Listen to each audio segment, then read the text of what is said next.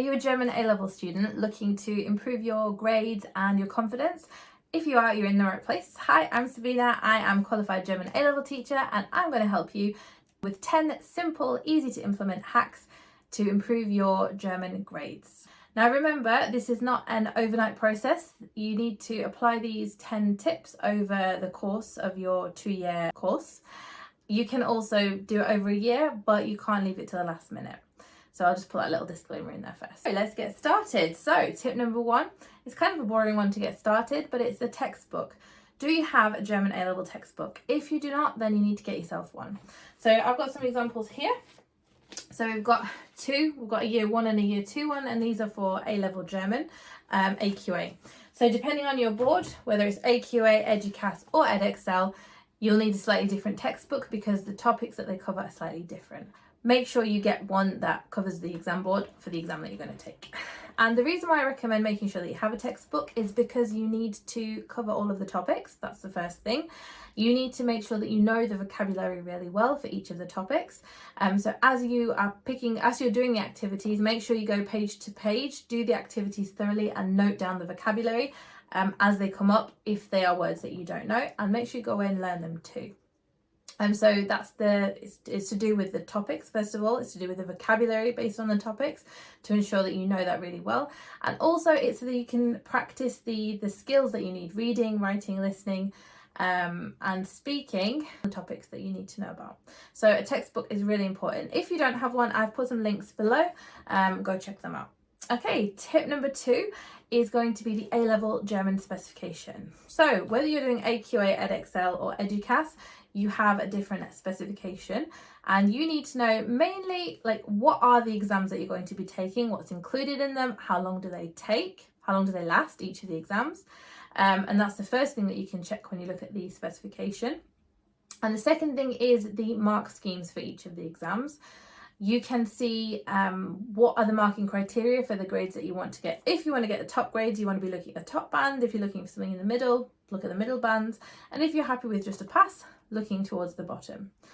So that is the A-level German specification. Go to each of the AQA, EdExcel and EDUCAS's websites, put in German A-level specification, and that will come up.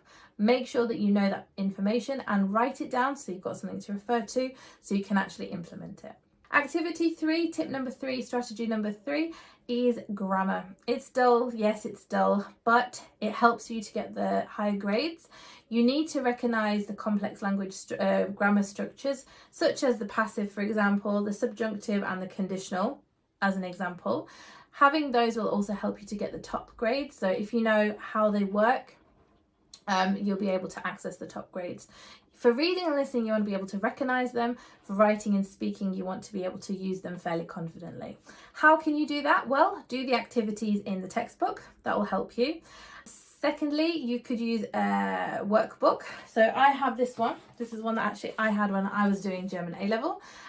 This one's Zeitgeist, but the one that I'm going to link below is slightly different.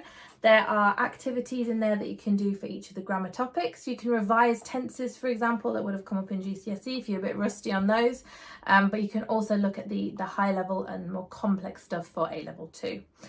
If you don't want to try either of those, or if you want additional practice, you can have a look online as well. I'm going to link below a website which I think is fantastic for A-level German grammar. It's got activities, and some of the activities also have the answers as well. You could also ask your teacher maybe to have a quick look if you have the opportunity as well to check your answers. So make sure you know your German grammar really well. Number 4 is essay writing.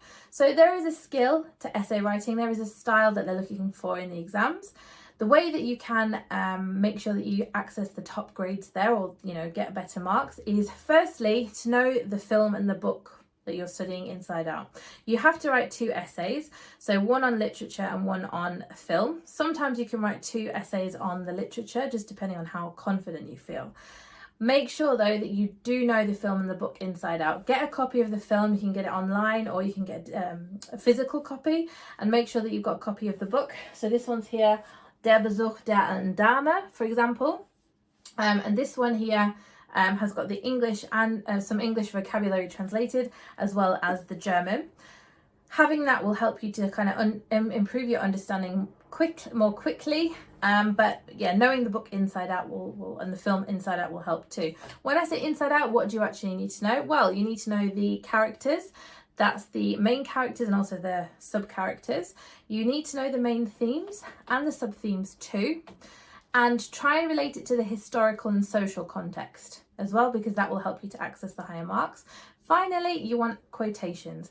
Make sure that you have, as you're reading the book or the play and you're going through the film, make sure you note down quotations, quotes that relate to the characters, the themes.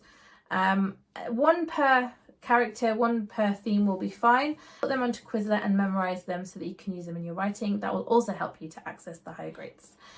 Move on to number 5. Now number 5 is a pretty important one, and it's vocabulary. There is no escaping vocabulary. You need it for all of the skills: reading, writing, listening, speaking.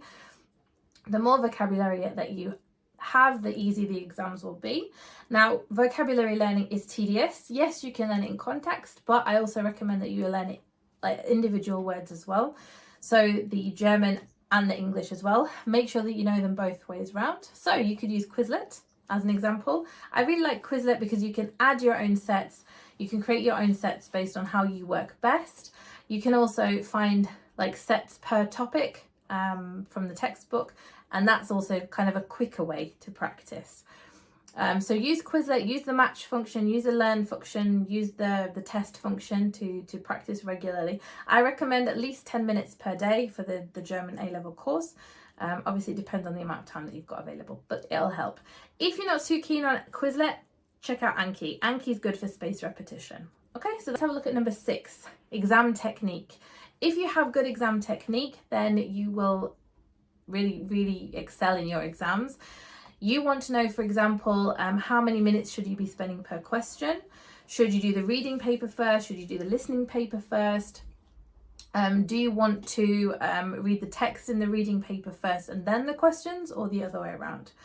So you can watch videos on YouTube, and I recommend that you subscribe to this channel because that's the next video that I'm doing. So make sure that you know good exam technique, which will help you massively.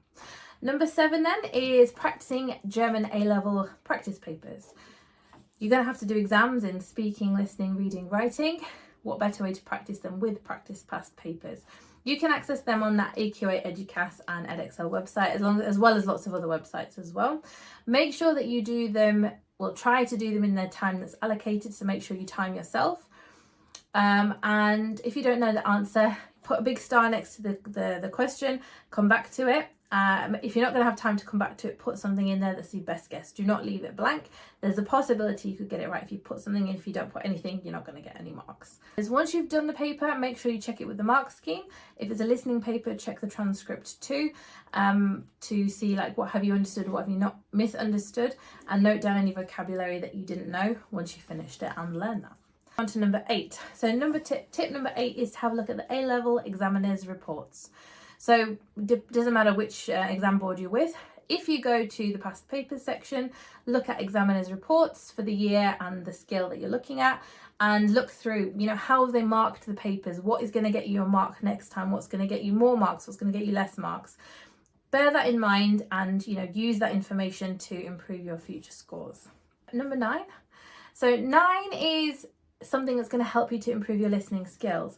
The more you listen, the more you practice, the better it will be for you when you do your listening exam to feel more confident. So I recommend a few websites such as Coffee Break German, Easy German, Slow German. I'll link them below. Deutsche Welle is also a really good one. You can look for topics that you're studying as part of the course, but you can also listen to other things too, just to listen and see what you understand. So make sure that you're practicing your listening regularly, once, twice a week minimum. If you can get hold of a transcript, look at the transcript, but just make sure you're doing some listening as well throughout the course. And then finally, number 10, this is more for the speaking exam, and I recommend it for question 3, the bullet point 3 for the speaking exam, the stimulus card. You need to fill some facts and figures about each of the topics. So for example, Familie im Wandel is one of the topics, the first topic for AQA, and it's split up into these 3 subtopics. So You want to learn one fact or figure per topic. The third subtopic for Familie im Wandel is verschiedene Familienformen. So in that one, you want to be looking at, what types of different family forms are there now compared to the past, or the differences between the different German-speaking countries. So you can give that as evidence. For example, there are 25% more single-parent families today than there were 25 years ago. That kind of thing will enhance your marks and give you higher grades. I recommend, if you're just starting the course, note things down as you are studying, like with your reading and listening practice questions. If not, go back to the first topic and every couple of weeks add some new facts and figures and then go away and learn them so that you've got them for the rest of the course and your exams. You only need one fact or figure per topic, it's otherwise going to be too much to memorize. Okay, so they are your 10 tips, hacks and strategies to help you to improve your German A-level grade and also your confidence. If you found that useful, please make sure to subscribe. Thanks very much for watching. Do leave some comments below and I'll be happy to answer.